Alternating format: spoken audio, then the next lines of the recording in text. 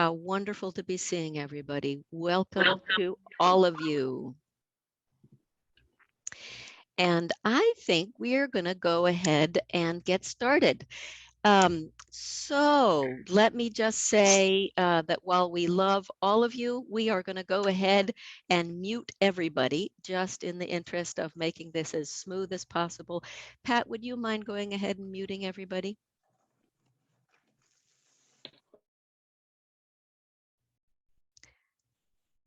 That is wonderful. So let me welcome everybody. My name is Becky Butler. I'm the one of the coordinators of Necessary Trouble, but I wanted to welcome you all on behalf of all of the host organizations. And what I would love to do is just say a little bit about some of the Zoom protocol for tonight and also a little bit about the trajectory of the event. Some Zoom protocol. We are going to ask you to keep yourselves muted. I am so sorry to do that, but with this many people, it feels like it's a necessity. We're going to be doing questions and answers later in the program. So as you have questions arise, please put them in the chat and we will try to track them and circle back and answer as many of them as we can during the Q&A section. You'll notice that there is closed captioning available for those who would like to use it. If you have any trouble with that, make a note in the chat and we will get to you. This event is also being recorded for the folks who couldn't make it tonight but wanted to be sure to see it. So, and let me also just say, use the chat freely. We would love to know where you're dialing in from. Is it Atlanta? Is it another place in the state? And if you're with a particular organization, we would love to know that too. So please feel more than free to use the chat fully and completely. So let me say a little bit about what we're going to be doing tonight. And let me say again, welcome to Justice is on the Agenda, an update on criminal justice reform in the Western Circuit, and specifically a discussion about how criminal justice reform takes place at the intersection of community and the judicial system.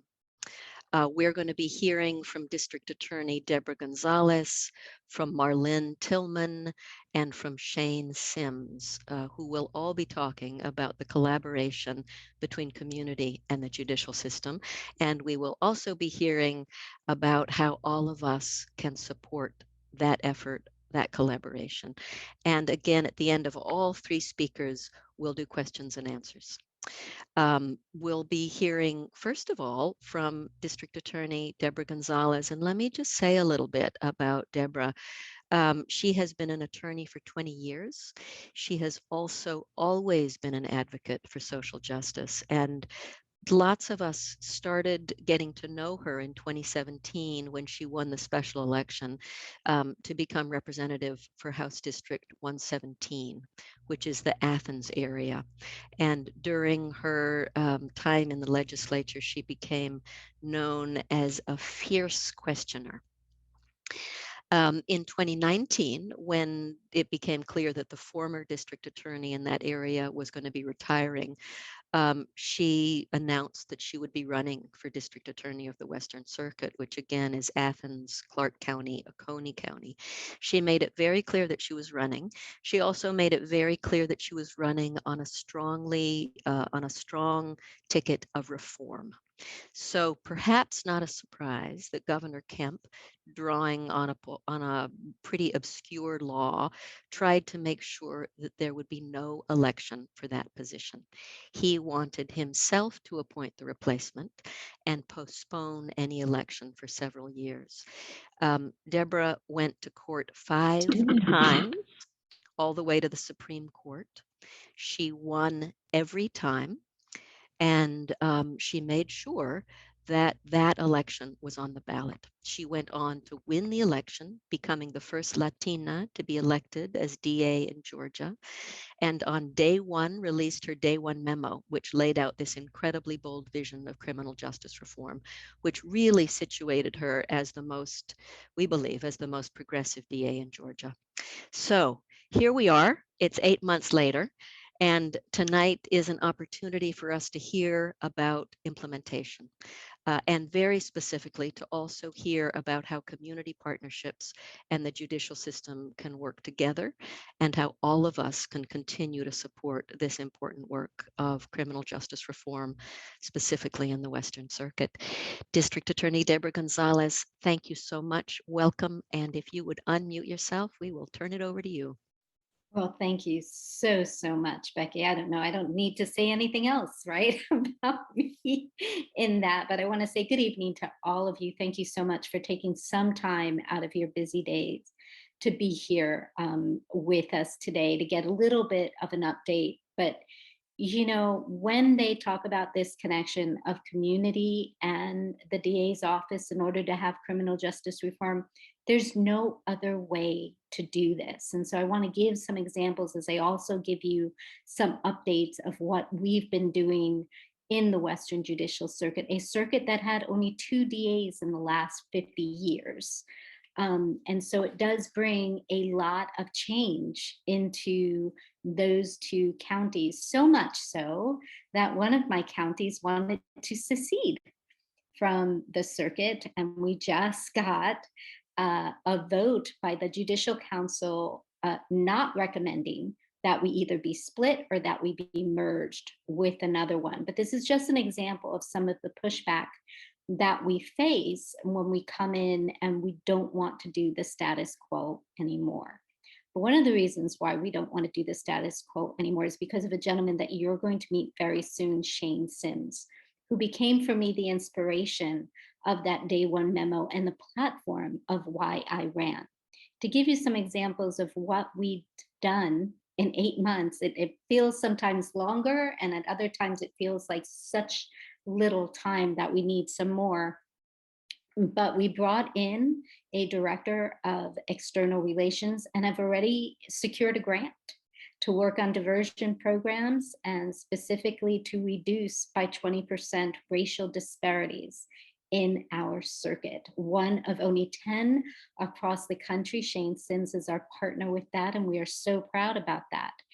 We have already done a resentencing with the Southern Center of Human Rights and being able to have a gentleman who was serving a life sentence without parole to be released and given that second chance. We were able to do that in our first 8 months. We were able to go through 2,400 cases that we inherited and start filtering out some of the cases that we knew we were not going to prosecute, for example, simple possession of marijuana, and get those off. And that is part of what was put out on that day one memo, 40 policy changes that basically said, we are going to approach justice differently. We are going to do it smarter. And we're also going to make sure that as we hold people accountable, that we do it in a humane way, that we understand that people are not disposable, right? And as Brian Stevenson says, people are much more than the last mistake that they have made. And so we approach this all with this sense of compassion and a sense that we are called to a higher purpose than just putting people in cages, but of truly making a safe community. And so we've been able to do that. We've overhauled our juvenile justice system, and this is a major priority for me. We have a new juvenile prosecutor, a new juvenile victim advocate. We are looking at new partnerships in terms of diversion programs that we can do for juveniles and looking for how we can do better for the kids who are caught up in that system and also for their families as well. I can tell you it's not easy. Nobody really knows what happens in the office until you sit in that chair, until you are the one that has to make those decisions and finally get to see behind the scenes. And I've often said, this system can be insidious. It fights back. And even with the best of intentions of us putting in these reforms, we do get pushback. And we have to then say, okay, that way didn't work. Let's try it a different way, right? Because at the end of the day, it's that goal that we have to reach. We are delivering on our promise of transparency. Some of you have mentioned that you've been reading my weekly blogs. These recaps come out usually Saturday mornings on my Facebook page, just to let people know what's been going on, what really happens in a DA's office. So we don't have that black box anymore, but that we're really shining the light so that people understand how important this role is, right? But also it shows how we do this work in partnership with the community. I will often talk about the meetings that I have with people in the community or meetings with organizations to help our community, because to me, the community is the one who really knows what the problems are. And most times they also know what solutions they need. And I see that my job is to help them then get those resources through my platform and through my office so that they're able to do that together. We've made significant hires. I am very proud of the fact that my whole leadership team is made up of women of color, from my chief and my chief investigator to my director of victim services. This is, when you want to talk about diversity and inclusion, it's not just about having them in the office. It's about giving them a leadership opportunity so that they can really bring in new ways of looking at things and new issues that haven't been touched on before. So we're really proud of that group. Out of the 17 ADAs that were there on January 1st, 14 of them are new. There has been major turnover, and I'm very proud of this team that we're building. You can teach people how to do a trial in a courtroom. You can't teach people about empathy. You can't teach people about how to approach justice in this new way. And so they go through a pretty lengthy interview process. They have to read that day one memo and they have to talk to me about what they agree or don't agree. And I've had a few people who don't even follow up with the interview after reading the memo.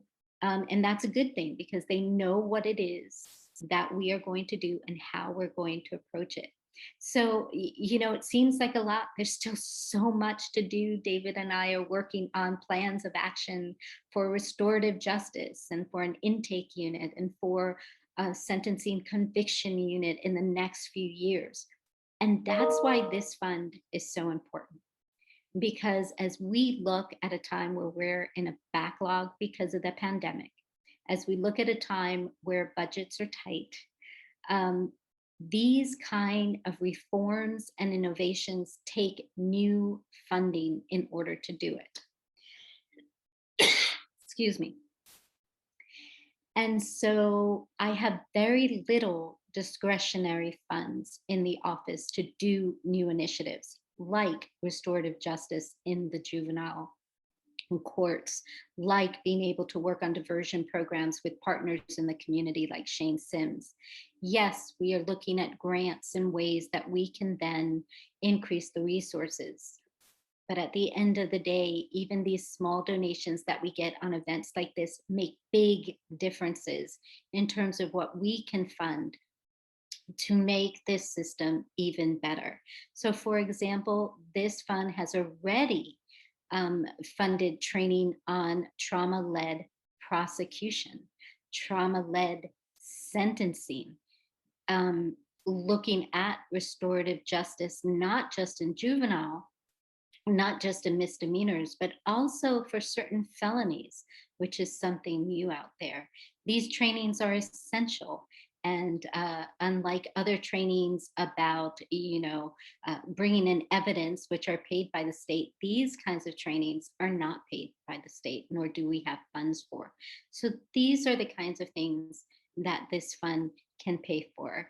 And I'm going to leave it there. I know I've run out of time, but I do invite you, if you want to learn more about what we're doing, sign up for our newsletter. It goes out every month. Follow me on Facebook, DG4DA, and you'll get my recaps every week. And think about, if you really believe in that we can make justice in a better way, please consider investing in reform and consider making a donation. For all of those who have made their donation already, thank you so much. I so appreciate that. But if you can, do another $5. Do it in the name of a young man that you may have met and thought about, what kind of life could he have had differently? Think about the young woman who may be pregnant and couldn't pay her bills and is living in her car and then gets arrested because of a trespass in that way. And yet all she was trying to do was to stay warm, right? We have to stop criminalizing things like homelessness and drug addiction and mental illness.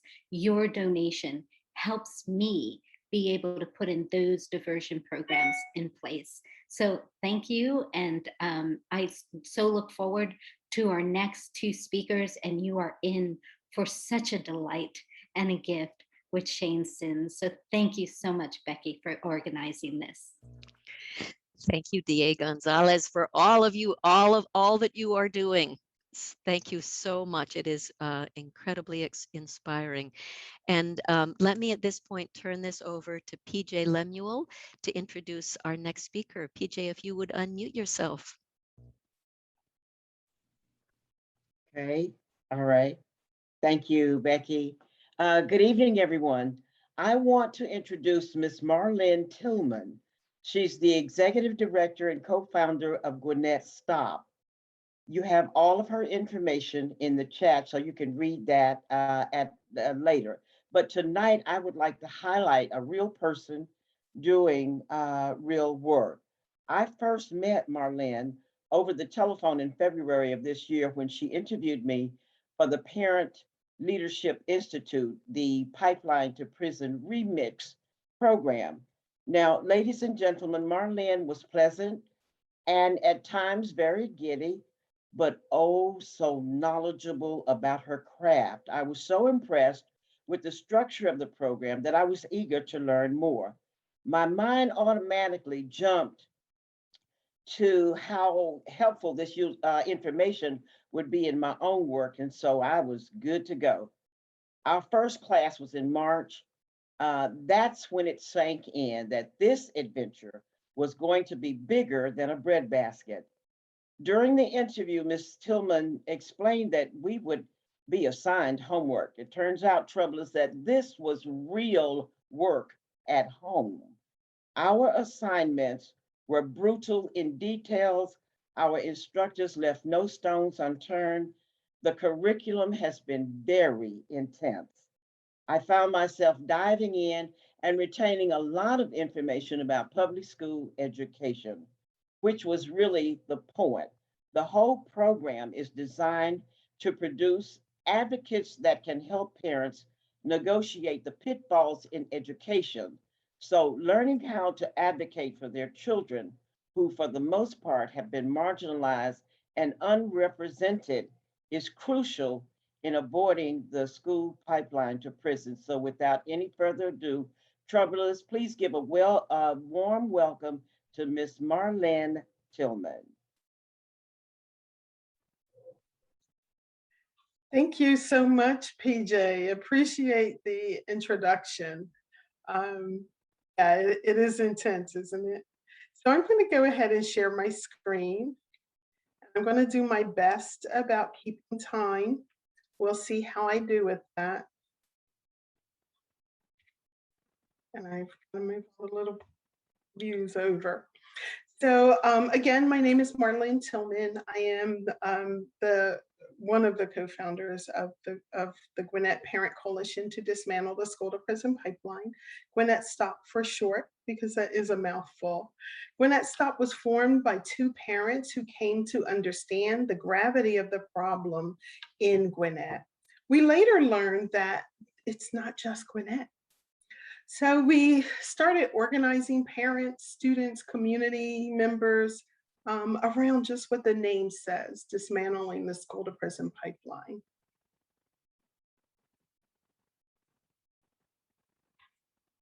And so is my, okay, wow. Okay, there we go. PJ provided a glimpse into our Parent Leadership Institute. She recently learned she's getting PLI light.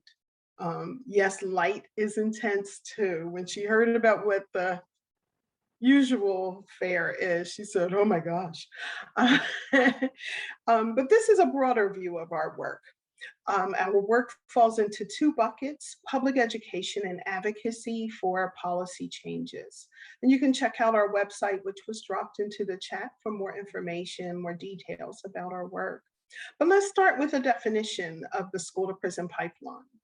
It is the funneling of children from their regular education settings into alternative education settings and the juvenile and criminal justice system. And if you could just kind of take a moment, drop into the chat. I'm going to try to do that. Oh, I can't minimize my screen, so I won't be dropping the question into the chat. But please drop into the chat who you think is primarily impacted by the school to prison pipeline. And I'll give you just a few seconds to input something. So who do you think would be primarily impacted? Black boys. Thank you, Becky.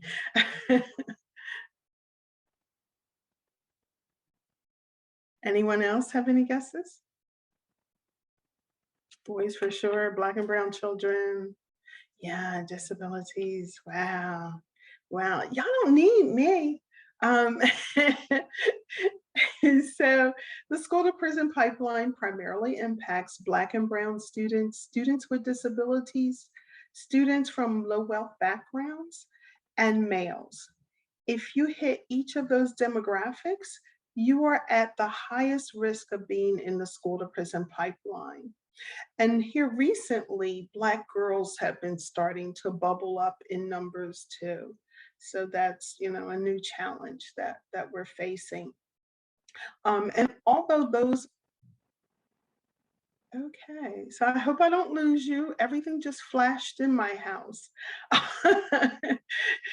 So although that's the people who's directly impacted by the school to prison pipeline, we are all affected when students don't reach their full education attainment.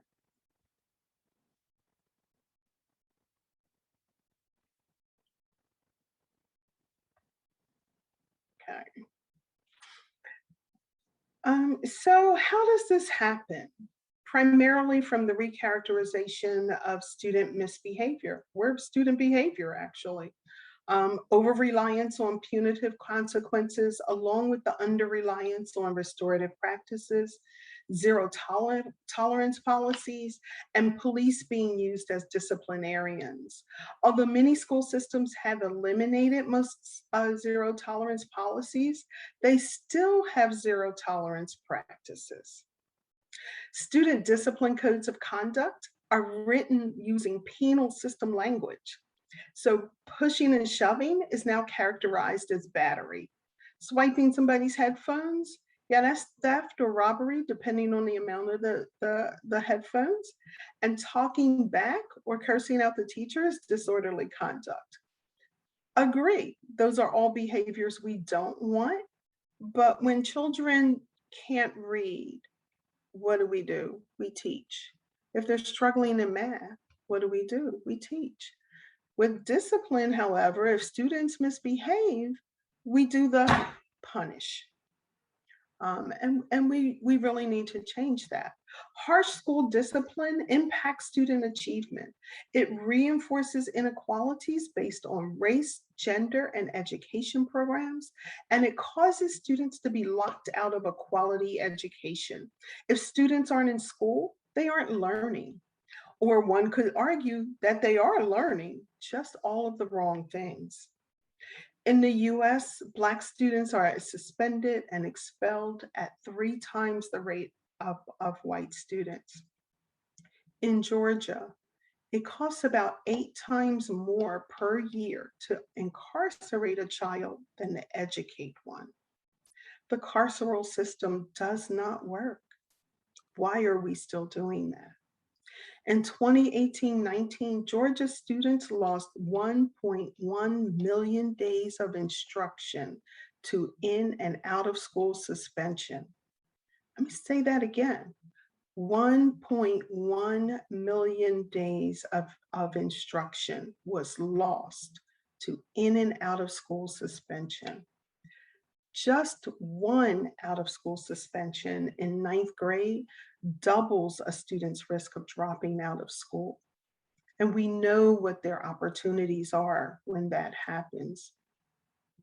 Black and brown students, as well as students with disabilities, are overrepresented in disciplinary incidents and underrepresented in higher level learning opportunities. I experienced this firsthand with my own two sons, who were frequently the only Black or Black male student in gifted and AP classes. And my youngest was more of an anomaly. He was a STEM student.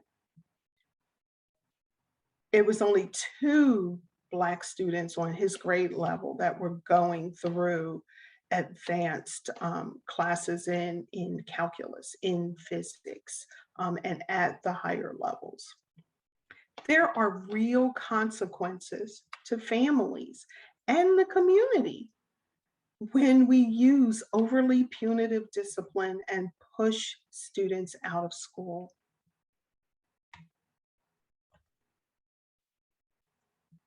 Ooh, that wasn't supposed to happen. So let me do a pause because I brought up the wrong PowerPoint. So just give me a second. I apologize. I forgot to select my custom show. So there we go. We're going to be back on board.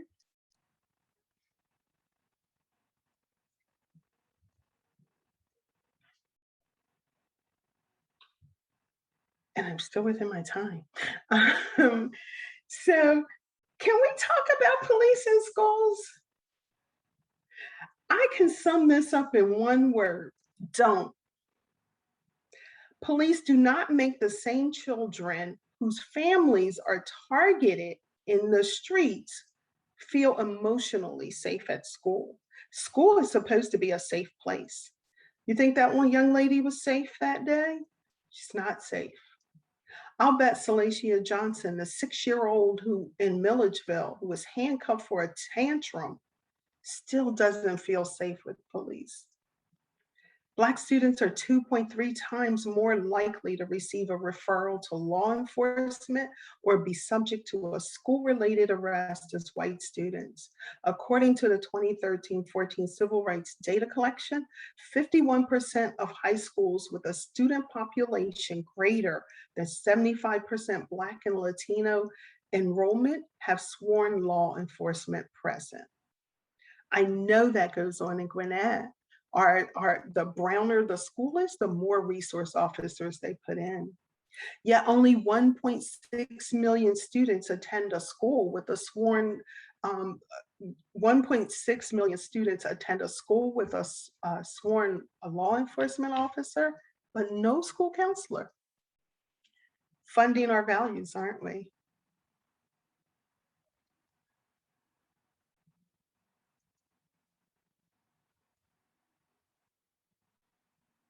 I need to go back.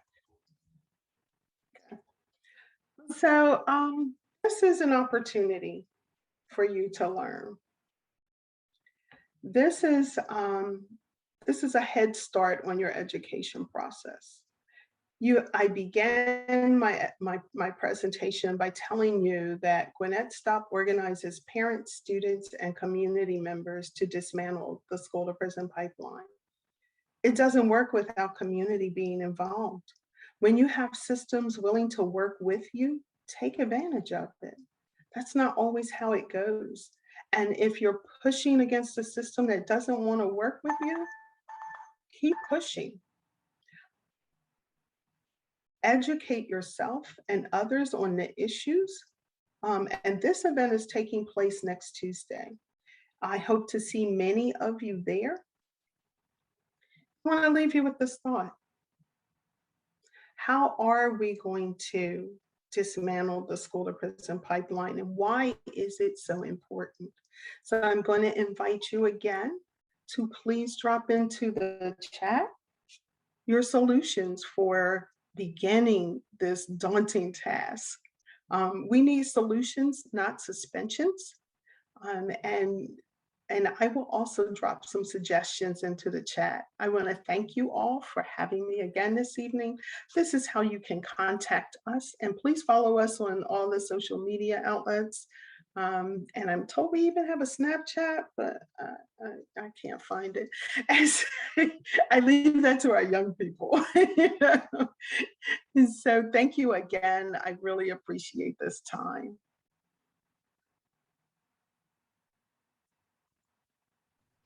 Marlyn, thank you so much. Thank you so much for all the work that you are doing. Thank you for joining us tonight. And again, as when we send out a follow-up email, we will also include that event next Tuesday in it, so people can have the information in the email subsequent to this evening. So thank you so much. And I would love to turn this over now to Jackie Elsner. Jackie, if you would unmute yourself. Hello, I'm Jackie Elsner from Indivisible, Georgia, District 10, and I'm introducing Shane Sims. Shane was born and lives in Athens. In 1996, he was sentenced to life in prison for an armed robbery in which an accomplice fatally shot a store clerk. And before being paroled 20 years later, he served time in Telfair, Coastal, and Jackson state prisons. Among other things, Shane currently is executive director of People Living in Recovery, co-founder and co-director of Modern Pathways to Recovery, serves on the board of the Athens Reentry Collaboration, is chairman of the nonprofit agency Feed My Sheep, is chaplain for the Athens Clarke County Police Department, and is a member of District Attorney Deborah Gonzalez's Ending Mass Incarceration Cluster Group. And thank you, Shane, for being with us this evening. Thank you for the introduction, Jackie. First, I would like to say how much of an honor it is to share the passion and now this platform for criminal justice reform with District Attorney Deborah Gonzalez. And my admiration or appreciation for her started years before I, and maybe even she, had any idea that she will occupy this position today as District Attorney. It is a position that those of us who have had experience with the criminal justice system call the gatekeeper position. And I will explain why. First, I would like to say that my relationship with Deborah preceded any political ambitions, definitely her current status. It started when Deborah contacted me on account of the articles that I write for Classic City News. The title of the article is To Hell and Back. And Hellfire is a play on the word for the first prison that I was sentenced to, which was Telfair State Prison. I was sentenced to Telfair at the age of 18 during my senior year of high school, as I still refer to it. I was a $145, young, in a prison with inmates who on the average had served 20 to 25 years. Needless to say, it wasn't the best of experiences for me. There are two reasons why I accepted the offer to write these articles for Classic City News. The first is I wanted people to get a firsthand account of what prison really is like. Because we can tend to stick our heads in the sand and act as if a problem doesn't exist if we never have anyone to articulate or to explain that problem in such a way that it becomes a reality for us. I wanted to bridge that gap. And I knew that the Classic City News would appeal to a demographic that otherwise would not have this conversation or even bother to find out what is going on within our prison system. The second reason I accepted this is because I wanted people to understand and see what it is that prison does to people. And what it does to people is terrible. And here lies the importance of the gatekeeper. For the work that I do, which is work with individuals with substance use disorder, the homeless, I'm constantly dealing with traumas. I'm constantly taking on the effect of other people's lives. And usually when people come to our office, they're at their worst. So one of the greatest things that I have been taught, both through training as well as through experience, is always know your why. Know why you're doing it. Because there are days and times when this work wears down on you. And this always know your why also applies to the relationships that I have today. Why do I have this affinity for Deborah? This is a question that I'm often asked, a question that I readily answer. For me, Deborah showed a love for people. She showed an interest in equality. She proved to be a champion of the cause of those who are disenfranchised, of those who are minorities, of those who are discriminated against. And for me to have this type of champion on my team, someone to say, hey, I want to hear, tell me, it meant the world to me. So the question is, how did I end up in the criminal justice system? Again, why was I there? In order to understand this, we have to back quite a few years. It started around the age of 12 or 13. It was during this time or at this age that I happened upon my parents doing the drug of crack cocaine. And for me, it was devastating for so many reasons, the greatest of which is that I saw crack cocaine decimate the families of my peers. I knew exactly what it was, and I knew exactly what was happening to them. But somehow in my young mind, I had conceived of my family as being immune. My mother and father were Superman and Superwoman. So when I peeked through the keyhole of the door in the room that they had been going to as of late, and I saw my father holding a lighter and my mother holding the can, doing what I certainly knew would bring about our destruction, it destroyed my faith in everything. And of course, I understand this best in hindsight. And I can vividly remember that night, my heart disconnecting from everything. I walked out the door of my home, both figuratively and literally. And I ended up in the streets of Athens, Clarke County. Needless to say, my childhood had included Cub Scouts and Boy Scouts and school and sports. Meant nothing to me at that time. The only thing I wanted at that moment was to get away from the hurt, so much hurt that my young heart couldn't process it. By the age of 14, I was fully immersed in the streets of Athens, Clarke County. By the age of 14, my first daughter was born. By the age of 15, I had developed my own addiction to marijuana and alcohol. By the age of 16, my social network looked nothing like it did during my early years. And for me, school was easy. However, there came this fight of me being torn between what I once thought was normal and what was now becoming normal. And ultimately, I chose my new norm. It was at the age of 18 during my senior year of high school, the year in which I previously thought that I would be going to college to become a physical therapist, that I made the fatal decision to associate myself with a group of kids that I had known in elementary school.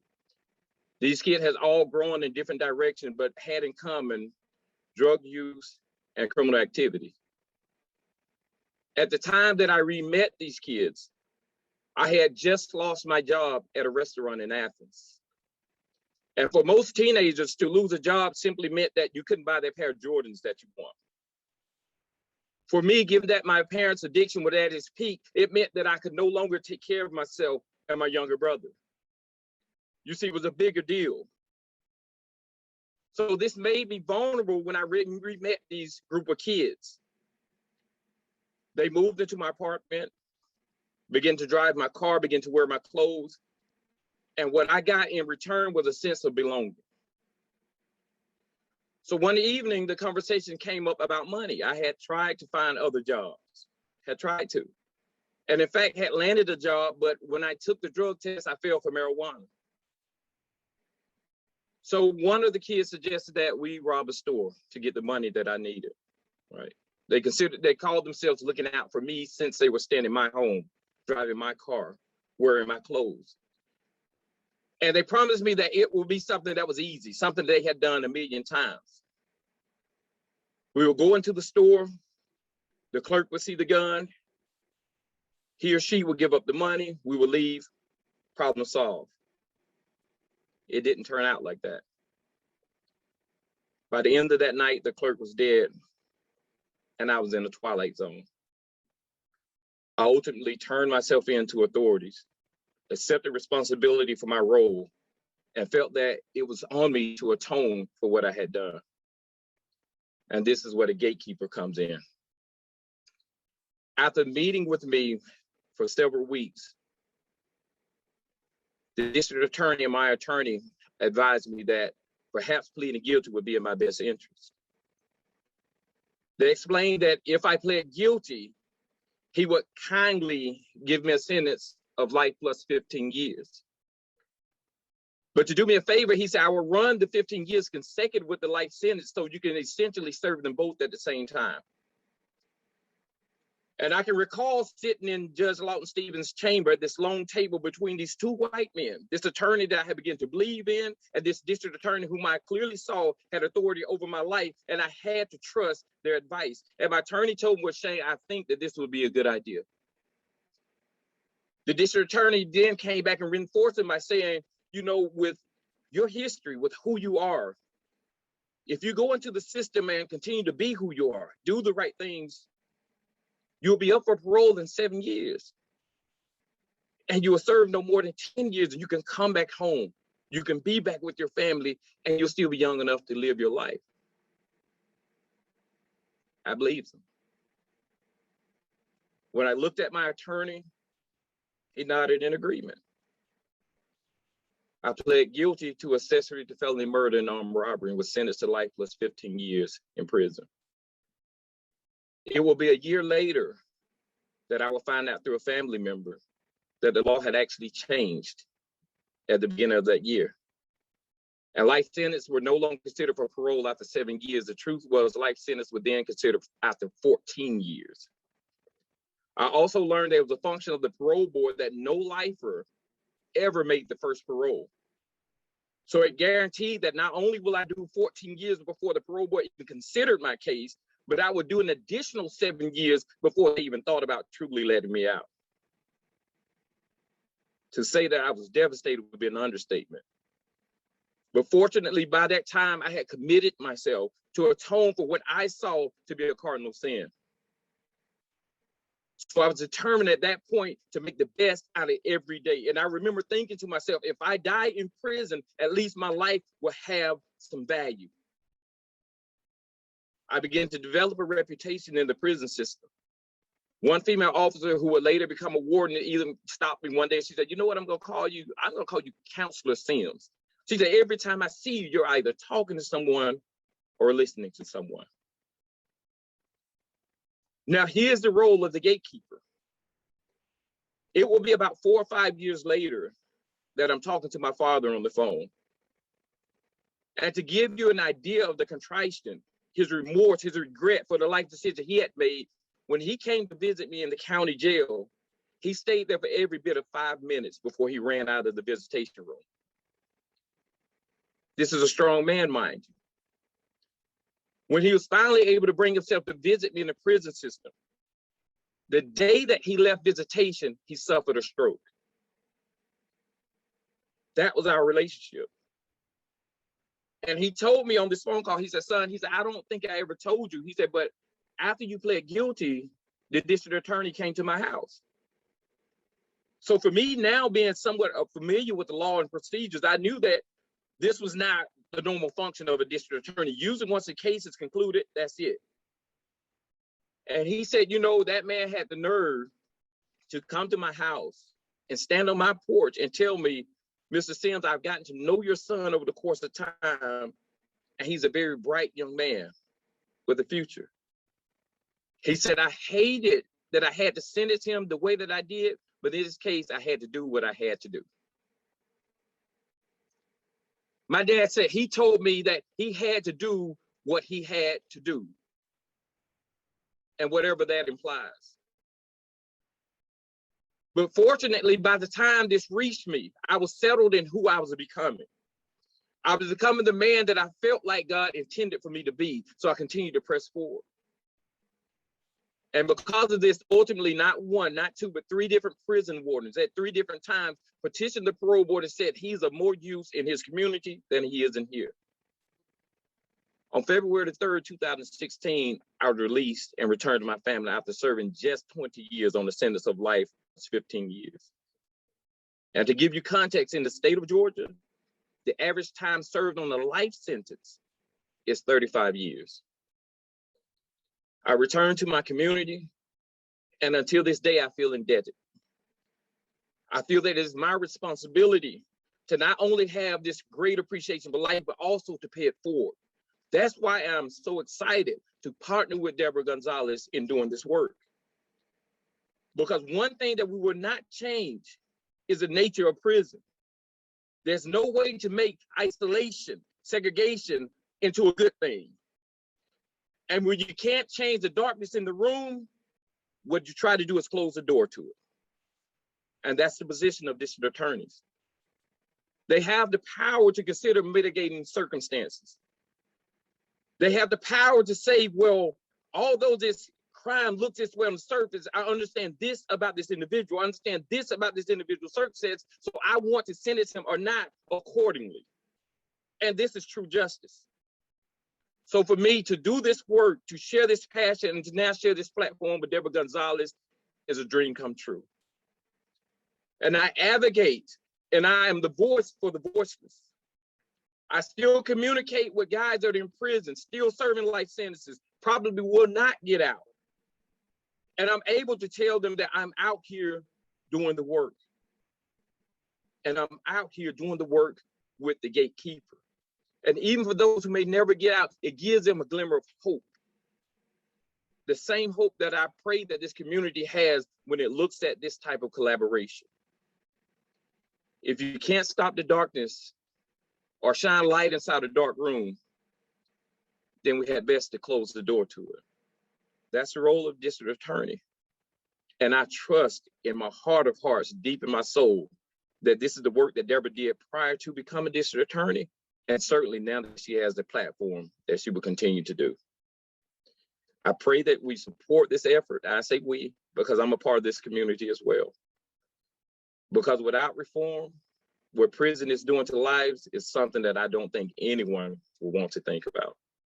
Thank you for this opportunity.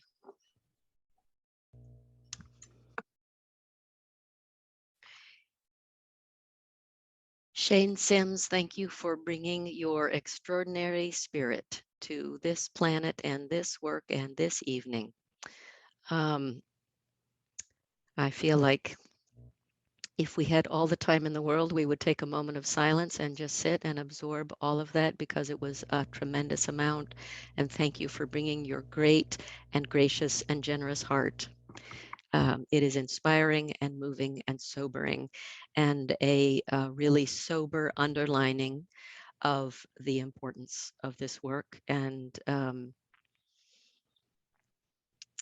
maybe it is crass to follow this with a request for funds, but I think it's also appropriate to follow it with a request for funds, because we know how important this is. So I'm going to turn this over at this moment to Joan Curtis. Thank you so much. Very hard to follow up after Shane, but I will try. I'm excited to be here on behalf of Indivisible Georgia District 10. Justice on the Agenda is about tenacity and dedication. It's about justice and fairness. When I think about Deborah Gonzalez, I just shake my head. Look what she went through just to get on the ballot. I mean, people, how many of us would have done that? I would have given up long ago when all those obstacles were placed in front of her. Just having heard Shane speak, I know what kept her going, and I applaud that. Deborah has a vision for criminal justice reform for our community. She wants to re-image the DA's office. What that really means is turning everything upside down. When I look at that, I can see why they put up all those obstacles. They were scared to death, and they probably still are, Deborah. What they want to do is build more prisons, put more of our people of color behind bars. What she wants to do is keep people like Shane out of prison. And the only way that that can happen is for all of us, the warriors, to come together again and help her. This state has allocated $1 billion to build new prisons. Can you think about that now? $1 billion. It's also set aside very little money to keep people out of the system, especially our young people. Deborah's aim is to support the programs that will help our young people find alternatives to crime and drug abuse. Under her leadership and our support, Athens Oconee may be able to become a model for criminal justice reform, not just for Georgia, but for the country. But Deborah can't do this alone. She's calling on her warriors again. Y'all, that is us. It is now up to us to help her out. The state is not going to do it. So I encourage you to give, to donate, to tell your friends to donate, to tell your neighbors to donate. Become part of the movement to put justice on the agenda. Let's show Deborah we have her back. So go to the chat right now and donate.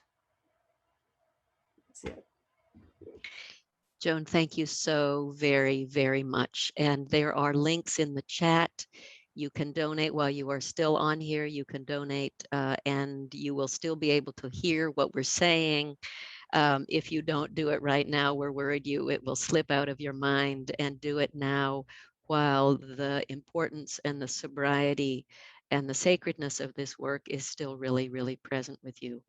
We had great goals of having a really fat and rich Q&A time, and we're not going to.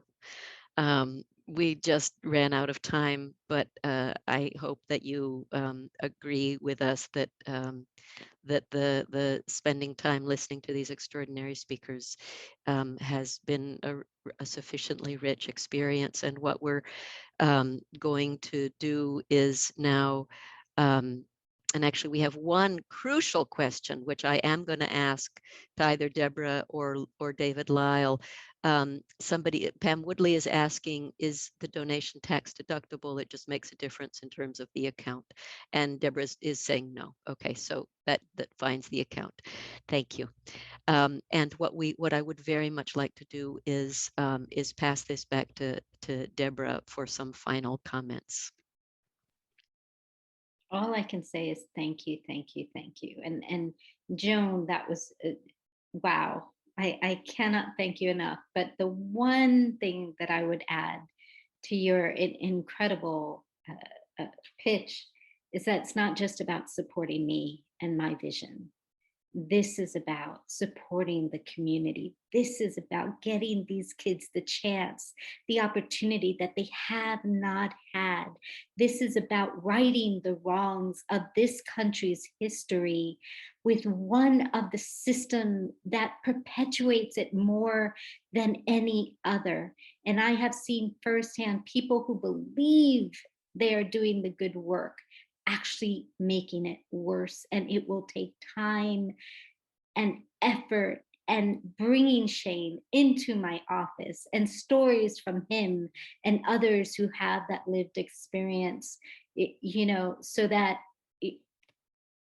they could see firsthand what happens when they make those decisions. Right? Because it's not just about the decisions the kids make and the family makes. It's also the decisions the elected officials make. It's the decisions the ADAs in my office make. It's the decisions my victim advocates make. Justice is a decision we make every single day.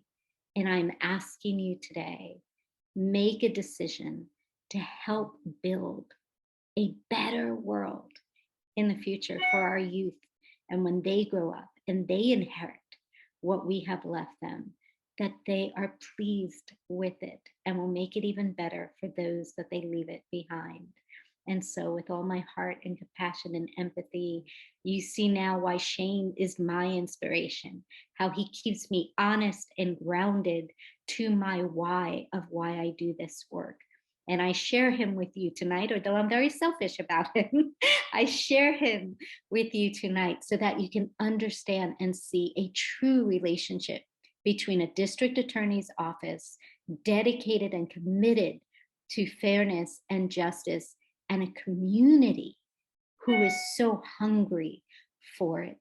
Please, please help us do this for the future. Thank you. So appreciate each and every one of you. Thank you so much. Thank you so much to Deborah Gonzalez. Thank you so much to Shane Sims. Thank you so much to Marlyn Tillman. Thank you for the work you're doing. Thank you for dismantling the linchpin that keeps the traumatic history of the country continuing in that spiral. And thank you for giving us hope for the future. And to all who are here, thank you for being here. Thank you also for supporting this work, not just with your presence and your spirit and your heart, but also with your pocketbook. The donation links are in the chat.